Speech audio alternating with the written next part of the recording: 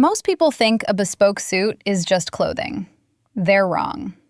In the high-stakes theater of the boardroom, a suit is architectural armor.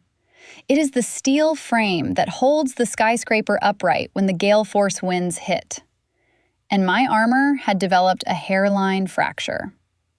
It wasn't a visible tear, but a weakness in the structural fit. A slight pull across the trapezius that whispered hesitation when I needed to project absolute command. I couldn't afford hesitation. In my world, perfection isn't the goal, it's the baseline. So, I went looking for the one person who could reforge the steel. My reality is defined by sharp angles, aggressive mergers, and the kind of absolute control that leaves no room for error. My calendar is a minefield of 15-minute intervals, each one carrying the weight of millions, and I navigate it with a precision that borders on mechanical. But recently, the machinery had started to grind.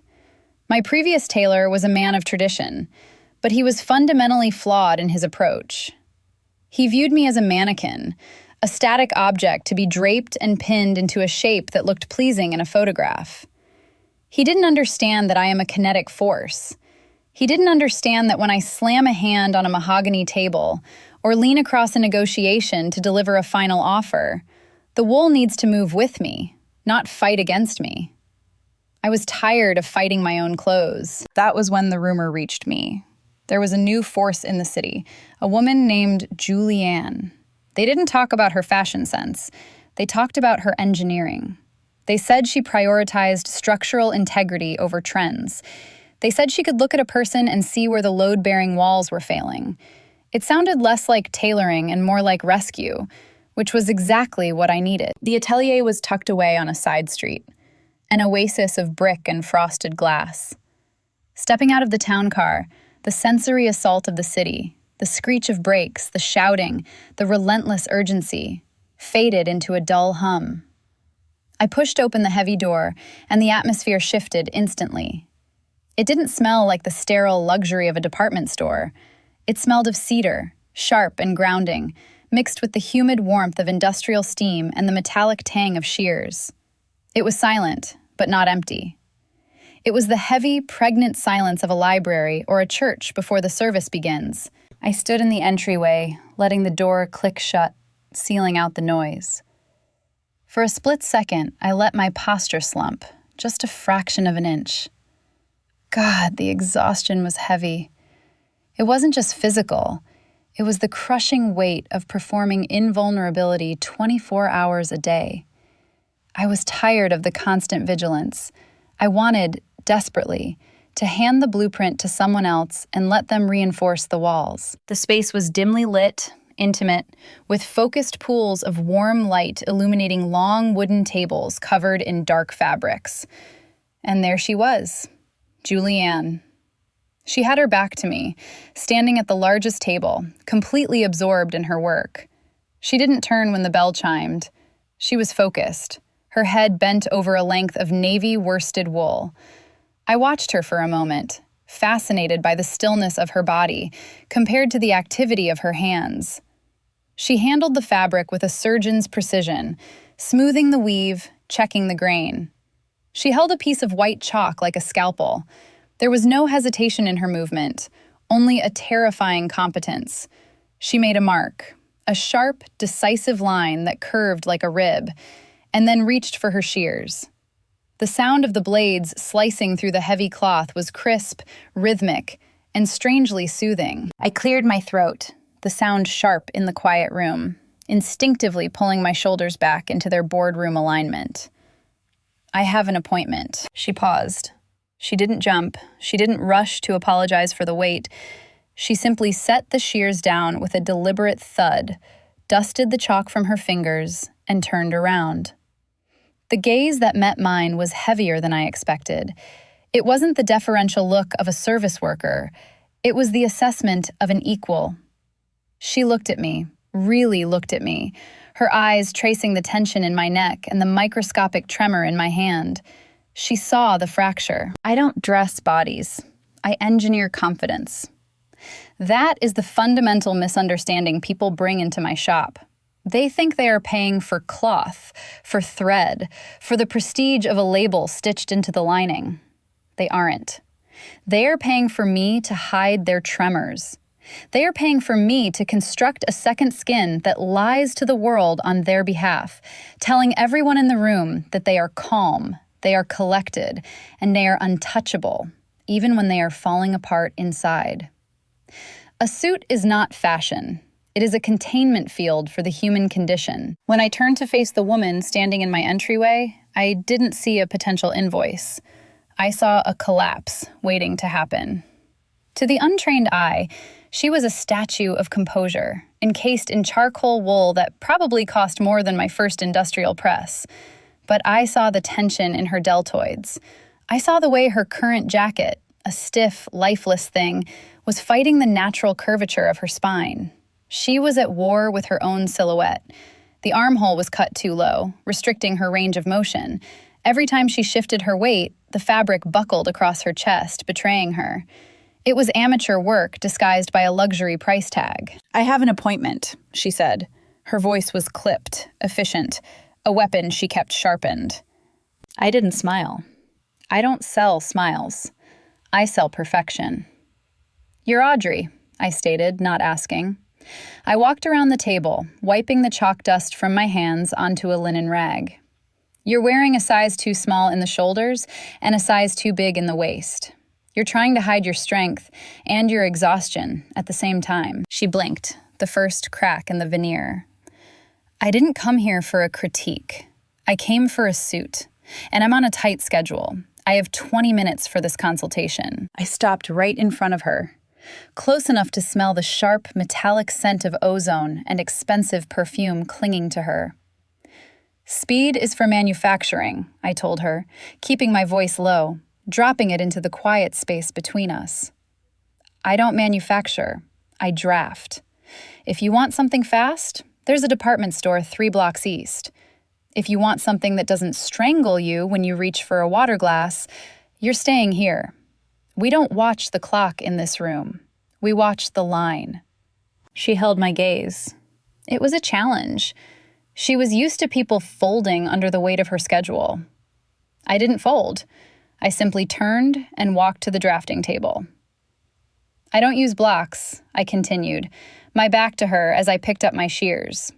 "Most tailors will take a standard cardboard template, a block, and hack it apart to try and accommodate the reality of a living person. It's clumsy. It leaves scars in the cloth. I draft from zero. I map the terrain of the body, the asymmetry of the shoulders, the cadence of the walk.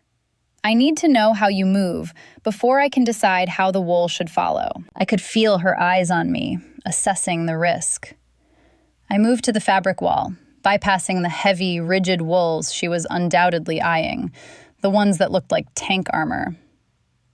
"That's what I usually wear," she said, pointing to a thick English flannel. "I need structure." "No," I said, sliding the bolt back. "That's a cage. You're already carrying the weight of the world. You don't need to wear it, too." I pulled down a bolt of midnight blue high-twist worsted. It was fluid, almost like water in my hands, but resilient. I unrolled a yard of it across the cutting table. The sound of the fabric settling was a soft exhale. "This," I said. "It breathes. It moves. It has a memory. You can crush it in a boardroom chair for 6 hours, and when you stand up, it snaps back to perfection. It forgives you." She walked over to the table, her hand hovering over the fabric. "It looks thin," she murmured. "It's deceptive," I corrected, catching her gaze across the dark wool. "Like you." She looked up, sharp. I held her eyes, letting the silence stretch, heavy and deliberate. "It looks delicate, but you can't tear it. It doesn't fight the wind. It lets it pass through. That is what you need, Audrey. You don't need more weight. You need camouflage that feels like a caress." She touched the cloth then. Her fingers were manicured, sharp, but her touch was hesitant. She stroked the grain of the wool, and I saw her shoulders drop 1/2 inch. the tension leaking out. "Fine," she whispered, the fight draining out of her stance. "Do your work." "Step up," she said, gesturing to the low circular podium in the center of the fitting area. It was surrounded by a triptych of tall mirrors, angled to catch every flaw from every perspective. Stepping onto it felt less like a fitting and more like an arraignment. I was elevated, exposed, and suddenly acutely aware of how my current blazer pinched under the arms. Julianne didn't ask me to take the jacket off immediately. She circled the podium once, her eyes scanning me like she was reading a topographic map. The room was filled only by the distant, muffled thrum of the city outside, and the rhythmic snick-snick of the tape measure she was uncoiling from her wrist. "Jacket off," she instructed, her voice neutral. I hesitated. Removing the jacket felt like surrendering a weapon.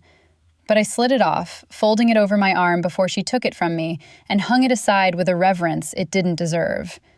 I stood there in my silk blouse and trousers, instinctively snapping into my camera-ready stance, spine rigid, chin elevated, shoulders locked back. It was the posture I used to intimidate shareholders. It was the posture that said I was immovable. Julianne stepped into my personal space. She didn't ask for permission. The transaction of the commission was the permission. She moved behind me. I couldn't see her, but I could feel the radiant heat of her body inches from my back. "Drop your shoulders," she murmured. It wasn't a suggestion.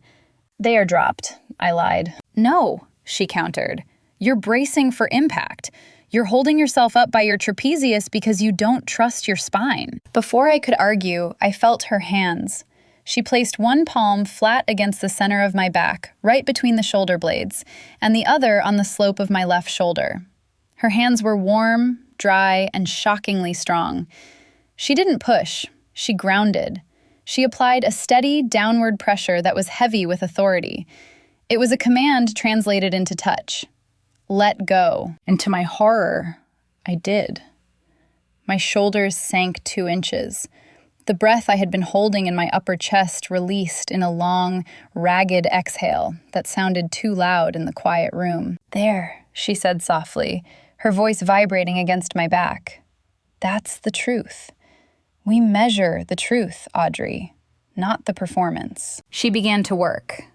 The tape measure was cool and synthetic against my neck as she slid it under my hair. She worked with a terrifying efficiency, calling out numbers to the empty air, though I didn't see her writing them down. 16.5 across the yoke.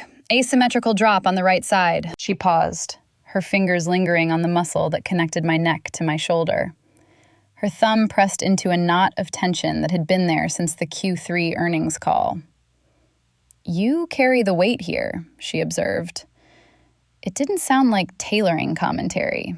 It sounded like a diagnosis. "You lean into the fight with your right side. We'll need to pad the left to balance the silhouette, or you'll look like you're constantly falling forward." I stared at myself in the mirror, watching her reflection behind me. She was focused, her eyes dark and unreadable, watching the tape, not me. But her hands were mapping me. Every time she moved the tape, her knuckles grazed me, a slide against my ribs to measure the bust, a brush against my hip bone. It was clinical, purely professional, yet my body reacted as if it were a caress. My skin flushed. My pulse jumped in my throat, a traitorous, erratic rhythm. She moved around to the front to measure the collar. This was the closest she had been yet. She stood directly before me, invading the 18-inch radius I kept sacred for everyone but my dentist. I could smell her now. Not perfume, but something cleaner. Laundry soap, hot iron steam, and peppermint. She reached up, wrapping the tape around the base of my throat. Her eyes were level with my chin, but she glanced up, locking her gaze with mine. Her hands were at my neck, a position of ultimate vulnerability. I could feel the warmth of her breath ghosting over my collarbone. "Chin up," she whispered. I lifted my chin. The tape tightened slightly, not choking, but holding. A containment. For a second, the measurement stopped. Her fingers rested against the pulse point of my jugular. She had to feel it. She had to feel the way my blood was hammering against her skin, a frantic staccato beat that betrayed everything my face was trying to hide. 14, she said, her voice dropping an octave. But we'll cut it at 14 and a quarter. You need room to swallow when the pressure rises. She stepped back, the loss of her proximity hitting me like a physical chill. I blinked, disoriented. I realized then that my phone, tucked into my purse on the side table, had been silent. Or maybe it had been buzzing for 20 minutes, and I simply hadn't heard it.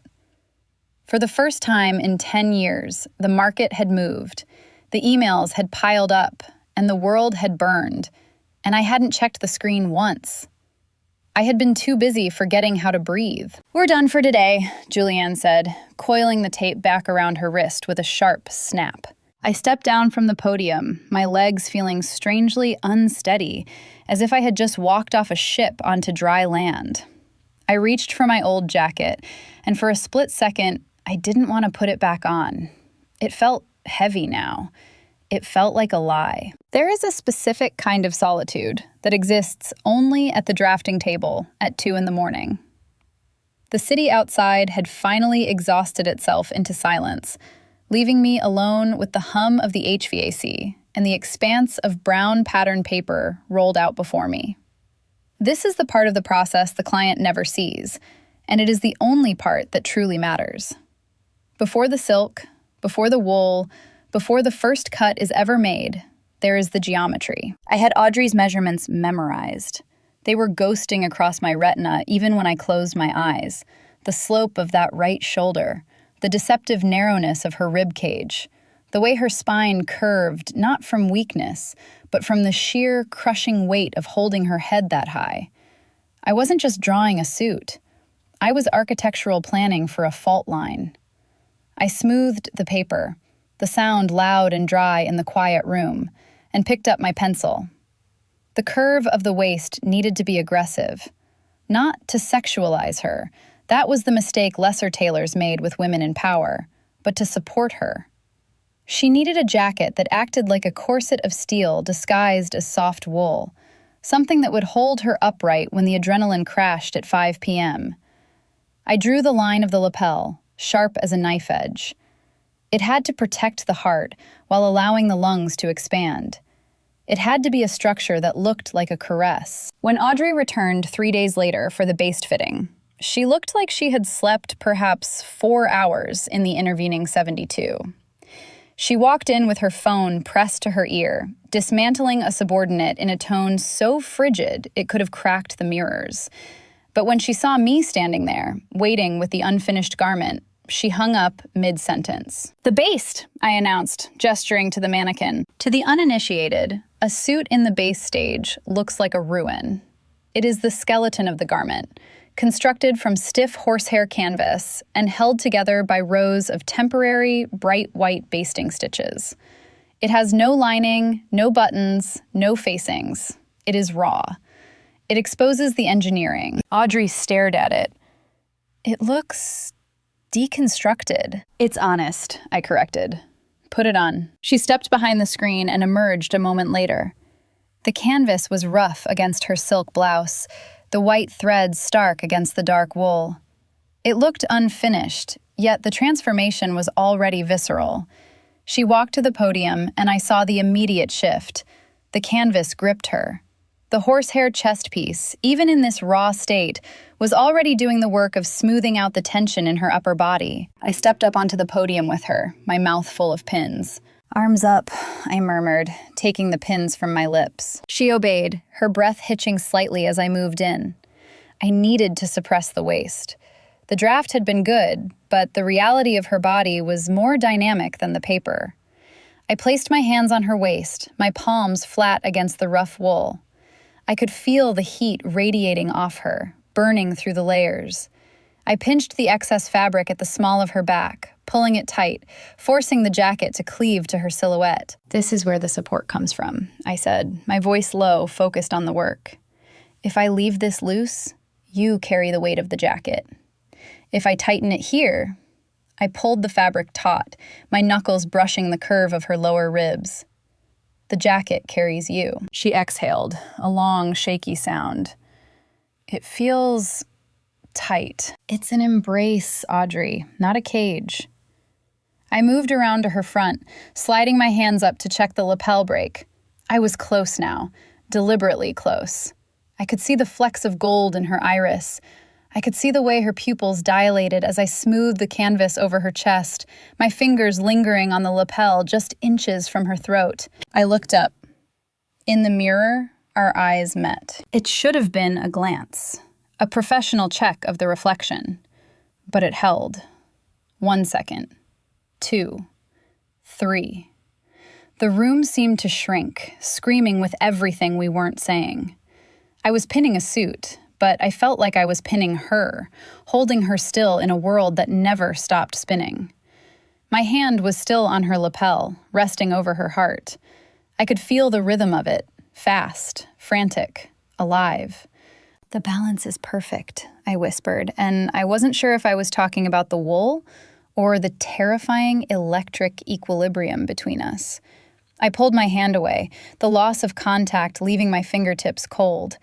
I turned away to grab the chalk, needing to break the circuit before I did something reckless, like smooth the hair back from her temple.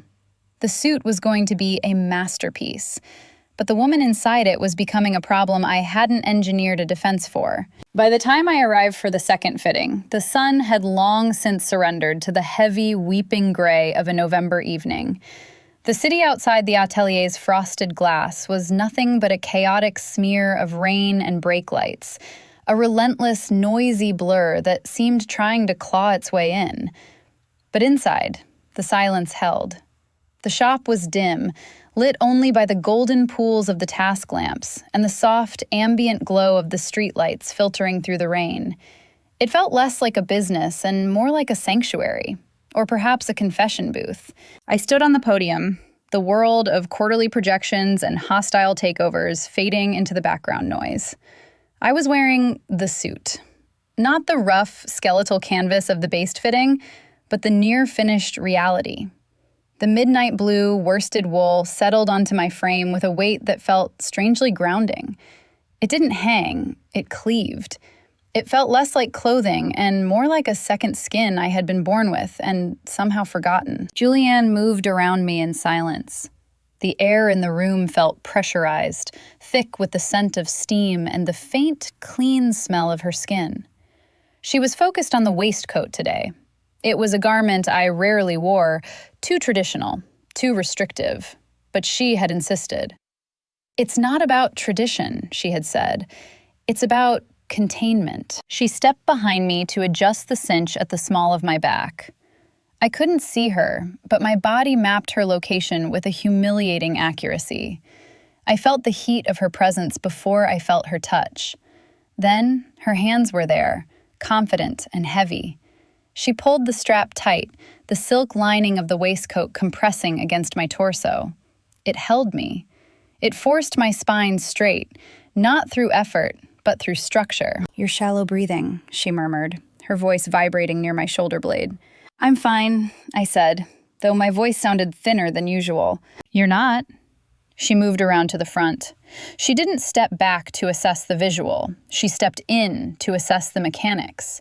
She was inches away, her eyes dark and focused on the buttons of the waistcoat. "The fabric doesn't lie, Audrey. If you don't fill the lungs, the wool collapses here." She tapped a spot just below my collarbone. She reached out to adjust the fit along the side seam. Her hands slid over the wool, smoothing the line from my hip to my underarm. And then, it happened. As she worked the fabric, her knuckles grazed the sensitive slope of my ribs, right between the gaps of the bone. It was an accidental contact, professional and fleeting, but my body reacted as if she had touched a live wire. I sucked in a sharp, ragged breath, my chest expanding rapidly against the constraint of the vest. Julianne froze. Her hand didn't pull away. It hovered there, resting against the side of my ribcage, feeling the sudden, frantic expansion of my lungs. "Breathe normally," she instructed, her voice dropping to that low command frequency that bypassed my brain and went straight to my nervous system. I tried. God, I tried. I tried to force my diaphragm to regulate, to return to the slow, measured cadence of a woman who controlled billion-dollar assets. But I couldn't. Every time I exhaled, I was acutely aware that her hand was waiting for the inhale. The sound of the rain drumming against the glass filled the room, punctuated only by the traitorous, thudding rhythm of my own heart. She moved her hand up, tracing the line of the lapel until her fingers rested near the hollow of my throat. She wasn't looking at my eyes. She was watching the fabric tension at the neck. But she had to see it. She had to see the pulse hammering visibly beneath the skin of my neck, a frantic bird trapping itself against the cage of my composure. "The collar gap is 0, she said softly, her eyes flicking up to meet mine. "But the tension is high. Your heart rate is impacting the drape." "I ran up the stairs," I lied. The elevator was 10 feet from her door. She didn't believe me. She didn't need to. She stepped back, but only half a step. The professional distance had evaporated weeks ago. We were just pretending it was still there. She reached out again, her hand lingering on the lapel of the jacket, her thumb brushing the silk facing. For a second, just a fraction of a second, her fingers curled slightly, as if she were going to grip the lapel and pull me forward, as if she were going to bridge the final 3 inches between us. My breath caught in my throat, a silent plea. Do it. But she didn't. She smoothed the wool one last time, her hand sliding down the front of the jacket in a slow, deliberate motion that felt like a caress in reverse. She pulled away, turning her back to pick up a pincushion. "It needs 2 millimeters at the waist," she said, her voice steady, though I saw her hand tremble as she reached for the chalk. I stood there, encased in the perfect armor she had built for me, and realized with a terrifying clarity that I wasn't just paying for a suit anymore. I was returning, week after week, for the only thing in my life that felt real. I was returning for the touch. The atelier is different after hours. When the machines are silent and the steam irons have cooled, the space reclaims its own atmosphere. It was nearly 11 at night. The city outside was a muted roar, dampened by the heavy velvet curtains I'd drawn across the front glass. I was alone, reviewing the pattern for a cashmere overcoat, when the door rattled.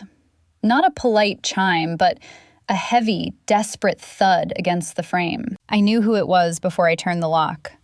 Only one person leaned against a door like that, like they were hoping the wood would hold them up because their own legs were considering resigning from the job. I opened the door. Audrey stood there.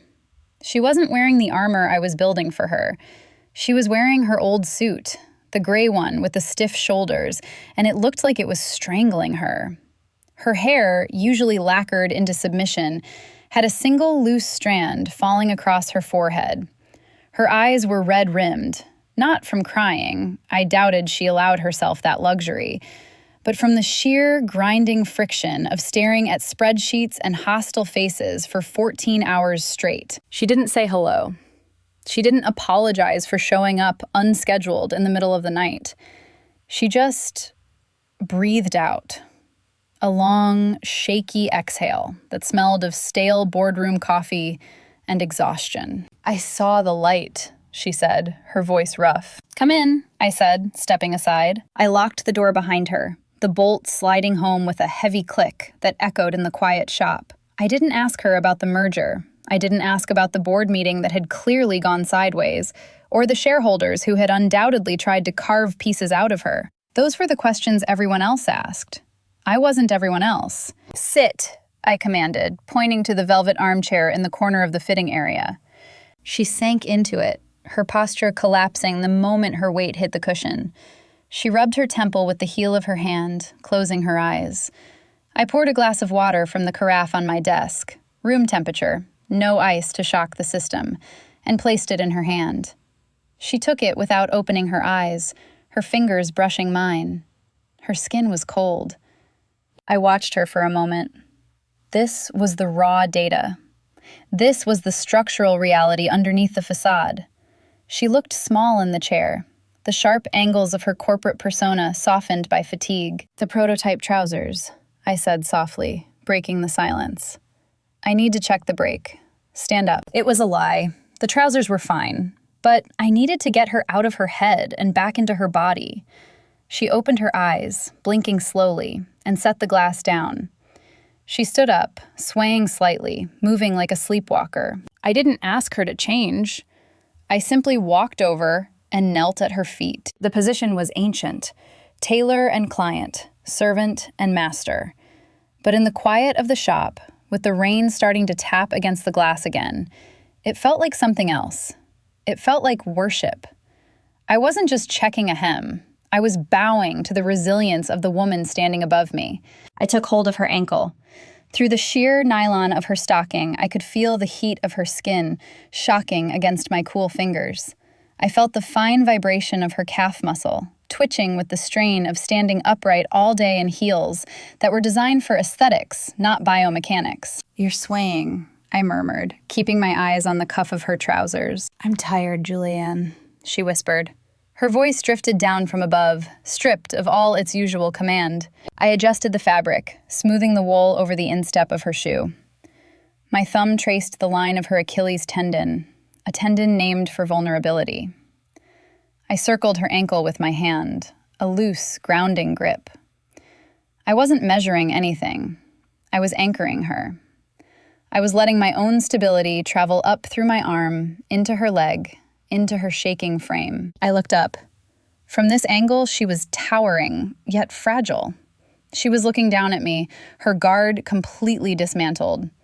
There was no CEO left in her eyes, just a woman looking at the one person who had seen her break. "The break is perfect," I said, my voice low in the stillness. I didn't let go of her ankle. I stayed there, on my knees, holding her to the earth. "But the foundation is shaking." She let out a small, choked sound. "I have to hold it up. If I drop it, everything collapses." "No," I said firmly. "That's why you hired me." I squeezed her ankle gently, a promise pressed into the bone. "I built the suit to take the strain, Audrey. The canvas, the horsehair, the stitching, it's all load-bearing. The suit can hold you up." I paused, letting the weight of the words settle in the air between us. "But it can't carry you. You have to let someone else do that part." She stared down at me, her lips parted slightly, the air in the room shifting from clinical to something thick, heavy, and undeniably real. We weren't talking about wool anymore. We were talking about the terrifying act of letting go. The suit was finished. It hung on the mahogany valet stand in the center of the private dressing room, a ghost of the woman I was supposed to be. It was midnight blue, the high twist worsted wool absorbing the overhead light rather than reflecting it, creating a depth that looked almost infinite. The lining was a deep oxblood silk, a secret flash of visceral color against the dark exterior, hidden against the ribs where only I would know it existed. I dressed slowly. Usually, getting dressed is a logistical necessity, a race against the clock to cover the body before the first conference call. Today, it was a ritual. I stepped into the trousers, and the silk lining whispered against my skin, cool and fluid. They didn't cling, they skimmed. The waistband settled exactly at my natural waist, holding me without cutting in. I buttoned the waistcoat, feeling the slight compression that Julianne had engineered, a gentle, constant pressure that reminded me to stand tall. Then the jacket.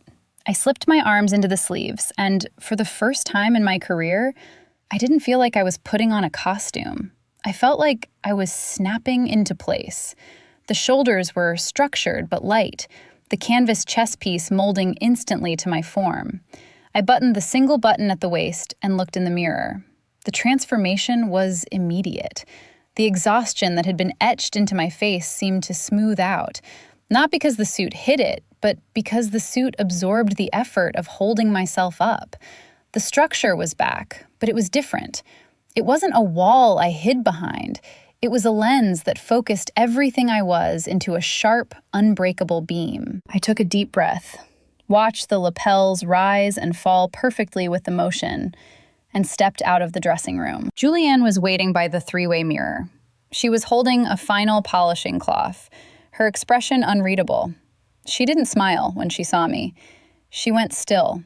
Her eyes swept over me, starting from the break of the trousers over my heels, traveling up the sharp crease of the leg, over the suppressed waist, to the peak of the lapel. It was the look of an artist seeing the concept become flesh. "Turn," she said softly. I turned to face the mirrors.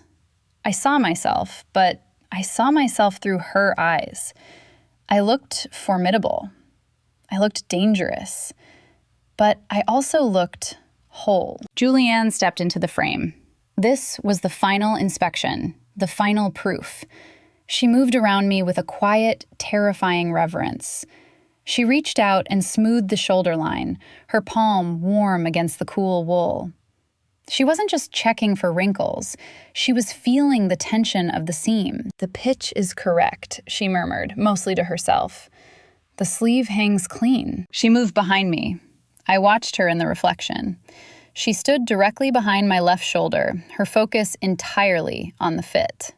She reached around, her hands settling on my waist. My breath hitched. This was the check for the drape, to ensure the vents lay flat against the hips. It was a standard technical assessment, but it felt intimate in a way that made my knees weak. Her hands were firm, resting on the curve of my waist, her fingers splayed wide over the fabric. She pulled the jacket slightly, testing the give, then let it settle back. She didn't remove her hands immediately. She held me there, framed in the mirror, her body shielding my back, her hands anchoring my center. For 10 seconds, nobody moved. I could feel the heat of her palms seeping through the layers of wool and silk and canvas, branding the skin underneath. I realized, with a sudden, sharp panic, that the suit was perfect. It was flawless. "It fits," I whispered, my voice sounding foreign to my own ears. "It was designed to," Julianne replied, her voice low, vibrating near my ear. "It knows you now." She smoothed her hands down my sides, a final, lingering gesture that traced the silhouette she had built from scratch, before stepping back. The loss of her contact was a physical blow.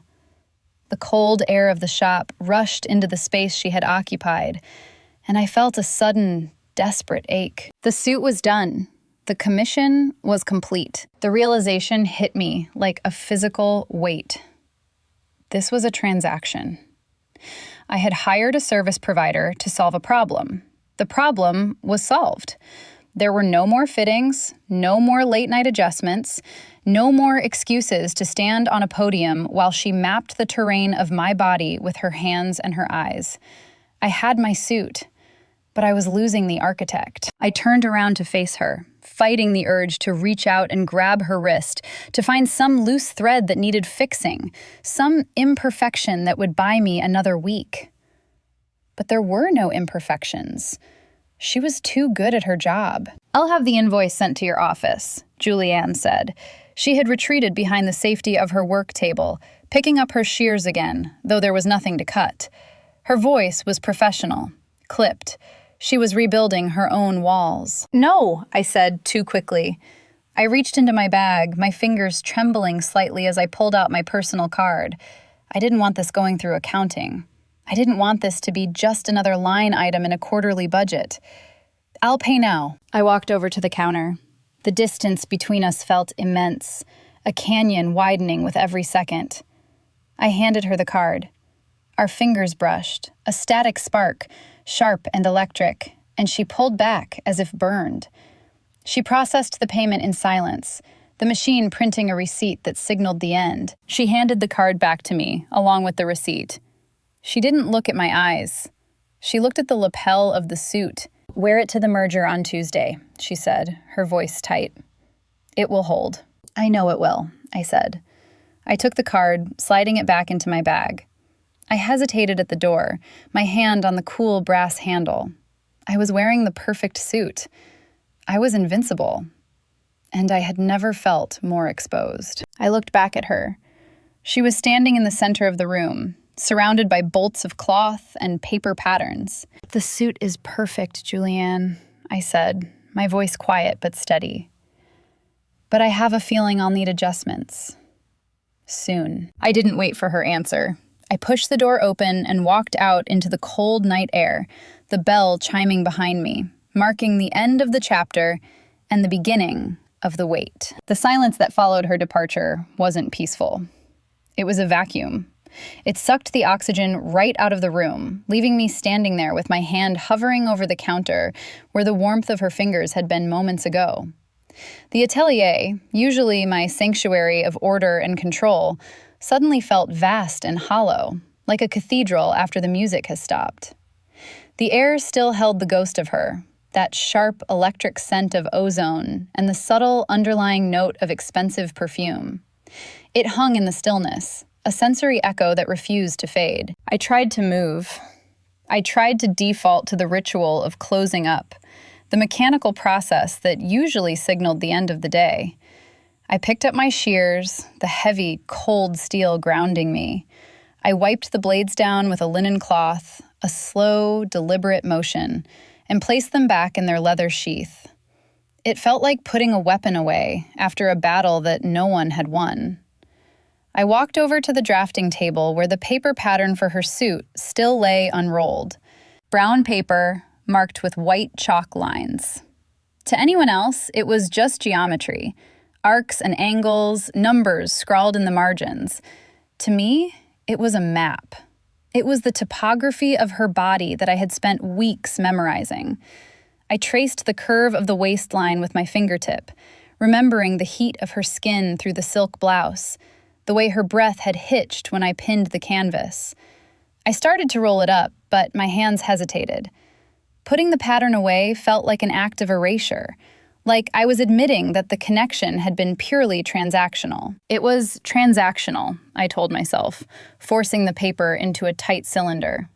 You provided armor. She paid the invoice. That is the contract. But the lie tasted like ash. I turned off the main overhead lights, plunging the shop into shadow, illuminated only by the street lamps outside filtering through the frosted glass.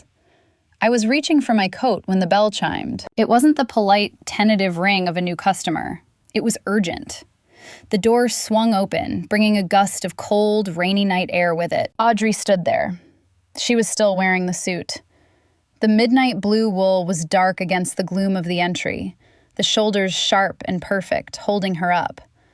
But her face was stripped bare. The composure she had worn like a shield in the mirror 10 minutes ago was gone. Her chest was rising and falling rapidly, the lapels of the jacket moving with her breath. She didn't step fully inside. She stood on the threshold, gripping the door handle as if it were the only thing keeping her upright. "I forgot," she said, her voice tight, breathless. "I forgot to ask about care instructions for the wool." It was the flimsiest pretext I had ever heard. A woman who managed billion-dollar mergers didn't run back through the rain at midnight to ask about dry cleaning. She had assistants for that. She had people whose entire existence was dedicated to ensuring she never had to think about the maintenance of her wardrobe. I didn't answer immediately. I stood by the drafting table, the darkness of the shop wrapping around us. I looked at her, really looked at her, and I saw the truth. She hadn't come back for the suit. She had come back because the armor worked too well, and she was terrified of being alone inside it. "Steam," I said softly, my voice carrying across the empty space. "Only steam. And rest. The fibers need time to recover after they've been worn." "I can't rest," she whispered. The admission hung in the air, fragile as glass. And I don't think the suit can either. I abandoned the safety of my workstation. I walked around the large wooden table, moving slowly, deliberately, navigating the shadows until I was standing in front of her. I was close enough to see the rain droplets caught in her hair, close enough to feel the radiant heat of her body fighting against the chill of the night. "The suit is fine, Audrey," I said. "The structure is sound, the stitching is lock-tight. You didn't come back here because you're worried about the fabric." She looked up at me, her eyes wide and searching, stripping away the last remnants of the professional veneer we had both been clinging to. "Then why am I here?" "Because you know," I said. "You know that for the last 4 weeks, I haven't just been measuring a jacket. I took a step closer. I wasn't looking at the cloth. She didn't back away. She didn't retreat into the CEO persona.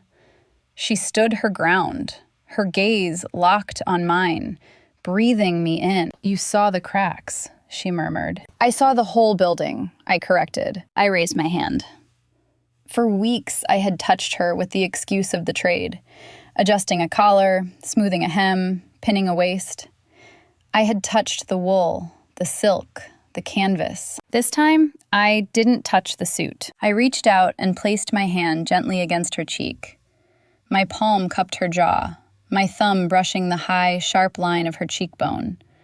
Her skin was cool from the rain, but flushed with blood beneath the surface. It was the first honest contact we had ever made. No tape measure, no pins, no invoice. She leaned into my touch. It was a microscopic movement, a surrender of millimeters, but it felt like a dam breaking.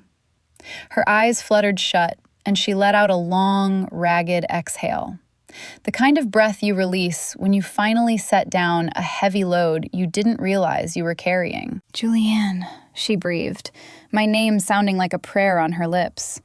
"I'm here," I whispered, "and I'm not looking at the suit anymore." The moment her palm settled against my skin, the timeline of my life split. There was everything before, the boardrooms, the projections, the relentless forward momentum. And there was this, the stillness, the terrifying, beautiful suspension of gravity. I had spent 20 years building a wall around myself, brick by brick, suit by suit, ensuring that nothing could get in without a security clearance. But Julianne hadn't broken down the door. She had simply found the one loose stone I didn't know existed and pressed against it until the wall gave way. Her thumb brushed my cheekbone again, a slow, deliberate sweep that felt louder than any shout. I wasn't the CEO here. I wasn't the client. I was just a body that had forgotten how to be held. The relief was so acute it hurt, a physical ache in the center of my chest that had nothing to do with tailoring. "Take it off," I whispered. The command trembled in the air. "I don't want to wear this right now." Julianne didn't hesitate. She didn't ask for clarification. She stepped closer, closing the final inch between us. Her other hand came up, not to touch my face, but to the single button at my waist. The movement was familiar. She had done it a dozen times in the fittings, but the intent had shifted. This wasn't a correction. It was an unveiling. "The structure holds," she murmured, her eyes locked on mine as her fingers worked the button. "But you don't have to carry it alone." The button slipped free with a soft snick that echoed in the silence. The tension in the jacket released, the dark wool falling open to reveal the oxblood silk lining, the secret color we had chosen together, the blood inside the bruise. She slid her hands up my shoulders, gripping the padding she had engineered to make me look formidable. She pushed the jacket back, peeling the shell away from my frame. I let my arms drop. The jacket slid down my sleeves, heavy and expensive, and Julianne caught it before it hit the floor.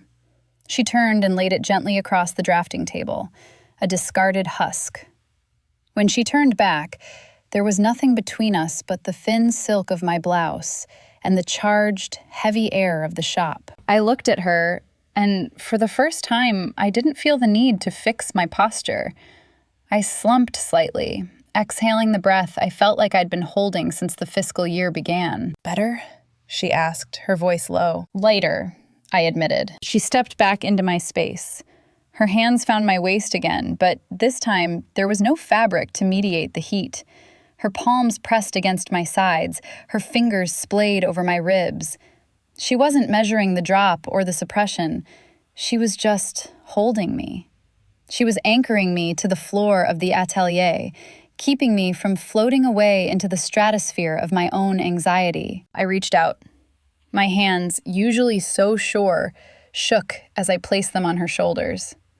The cotton of her work shirt was soft, worn thin by hours of labor. I could feel the solid muscle underneath, the strength of the architect who built things to last. The scent of her, cedar, steam, and patience, filled my lungs. I stepped in, resting my forehead against hers. The contact was electric, a circuit closing. "You fit," I whispered into the space between us. "You fit better than the suit." Julianne let out a soft laugh, a sound that vibrated through my chest. "The suit is geometry, Audrey. It's math. This..." She moved one hand up my spine, tracing the vertebrae she had scolded me for compressing, her touch erasing the tension with a terrifying efficiency. "This isn't math. This is gravity." We stood there in the dim light of the shop, the rain drumming a steady rhythm against the glass, creating a private world that existed outside of time. There was no agenda, there was no deadline. There was just the steady rise and fall of our shared breath, and the knowledge that the transaction was over, and something real had finally begun. The suit lay on the table behind us, a masterpiece of wool and canvas, waiting for the morning. But tonight, the shell was empty, and the woman who usually wore it was finally, completely safe. The door clicked shut behind me, sealing the warmth of the atelier inside. But the cold night air didn't bite the way it used to. I wrapped my coat tighter, feeling the phantom weight of Julianne's touch lingering on my waist. A new kind of structural integrity that had nothing to do with horsehair or canvas. The suit would protect me in the boardroom, but I knew now where I could go to take it off. If you want to see how the rest of this story unravels, hit that subscribe button.